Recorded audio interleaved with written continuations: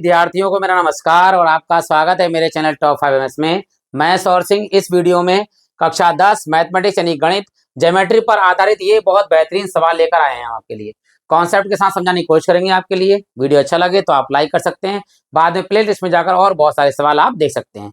तो शुरू करते हैं। ये सवाल जो बोर्ड के एग्जाम की दृष्टि से बहुत ही बढ़िया प्रश्न है और कैसे इसे लिखते हैं पूरा हम बताते हैं। देखिए, सबसे पहले हम लिखते हैं कि क्या सिद्ध करना है हमारे लिए। तो यहाँ लिखना है सिद्ध करना है, सिद्ध करना है। क्या सिद्ध करना है देखिए, वो हमें दिया है। ये जो सिद्ध करना लिखा हुआ है सिद्ध कीजिए। तो ये है ए एम, बटे में हमारे पास में है बी एम, बराबर हमारे पास में है ए एन और बटे में दिया है डी एन। ये तो हमें सिद्ध करना है। अब दिया क्या है इसके बाद वो भी लिख लेते हैं। दिया है, देखिए कह रहा है चित्र में, यानी इस चित्र में एल एम समांतर है किसके, सी बी के समांतर है, समीकरण नंबर 1। और क्या दिया है, और एल एन समांतर है किसके, सी डी के समांतर है। ये दो चीजें हमें दे रखी हैं। अब हमें निकालना है, ये सिद्ध करना है, इसलिए यहाँ पहले लिखते हैं उपपत्ति। अब चित्र को देखते हैं और फिर चित्र के अनुसार पूरी चीजें बनाते हैं। पहले एक एक करके करेंगे। देखो कलर चेंज करें ताकि आपको आराम से दिखाई दे। सबसे पहले हम लेते हैं एल एम, यानी कि ये है एल एम किसके समांतर है, देखिए सी बी के समांतर। तो पहले इसी को लेंगे। तो अब ये जो दोनों समांतर हैं, तो ये वाला जो कोण होगा वो इस वाले कोण के क्या होगा, संगत कोण होगा, यानी बराबर होगा। ये वाला जो कोण होगा एम एल ए यानी ये वाला कोण 2 नंबर वाला, ये किसके समांतर हो, जो संगत कोण होगा वो इसके संगत कोण होगा। यानी इस छोटे त्रिभुज और इस बड़े त्रिभुज में ये दोनों कोण बराबर हो गए। जब दो कोण बराबर होते हैं तीसरा अपने आप बराबर हो जाता है। लेकिन यहाँ पर देखो ये जो कोण है वो छोटे त्रिभुज में भी है और बड़े त्रिभुज में भी है। तो यानी ये वाला जो कोण होगा 3 नंबर का, ये उभयनिष्ठ होगा। तो पहले हम यही दोनों त्रिभुज लेते हैं। देखिए तो यहाँ लिखते हैं त्रिभुज ए एम एल। पहले ये लिख देते हैं समीकरण 1 से। किससे, समीकरण 1 से क्या है हमारे पास में, जब एल एम समांतर है सी बी, जब एल एम समांतर है सी बी, तो त्रिभुज A M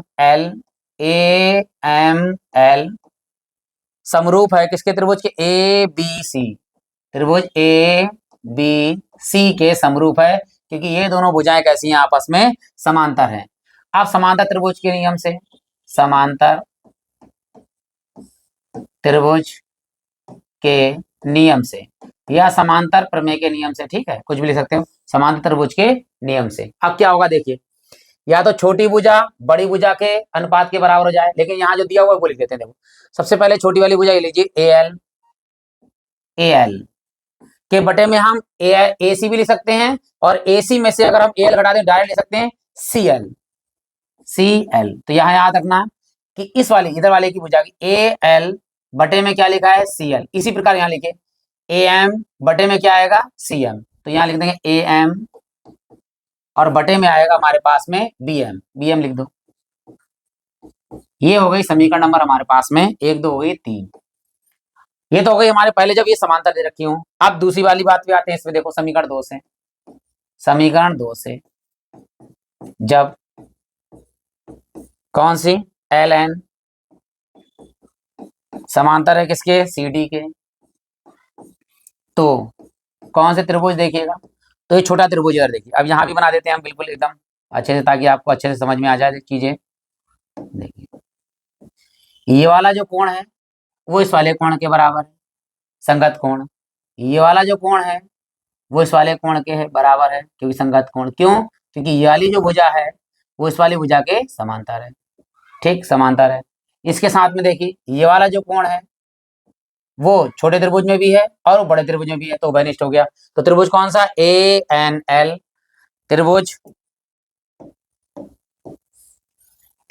A N L समरूप है किसके, ए डी सी, बड़े त्रिभुज ए डी सी के ये समरूप हो गया। अब समरूप त्रिभुज की प्रमेय से, समरूप त्रिभुज की प्रमेय से या नियम से कह सकते हो, प्रमेय से होगी। अब देखिए क्या है इसमें, इधर देखो ये त्रिभुज समरूप है, तो यहाँ लिखेंगे ए एल बटे में सी एल, तो सी एल, इधर लिखिए नीचे ए एन और बटे में क्या आएगा डी एन, तो डी एन। अब ये समीकरण नंबर कितनी है 4 है। अब जरा ध्यान दीजिएगा ए एल बटे में सी एल, ए एल बटे में सी एल ये दोनों समीकरण से बराबर है, तो यहां लिख देंगे देखिए समीकरण 1 व 2 से ए एल बटे में सी एल बराबर ए एल बटे में सी एल, यानी पहले समीकरण का ए एल बटे सी एल बराबर दूसरे समीकरण का ए एल बटे सी एल बराबर है। तो पहले समीकरण से ए एल बटे सी एल का मान बताओ, पहले समीकरण से ए एल बटे सी एल का मान है हमारे पास ए एम और बटे में क्या है बी एम। अब दूसरे समीकरण से ए एल बटे सी एल का नाम बताइए, ए एल बटे सी एल का मान कितना है ए एन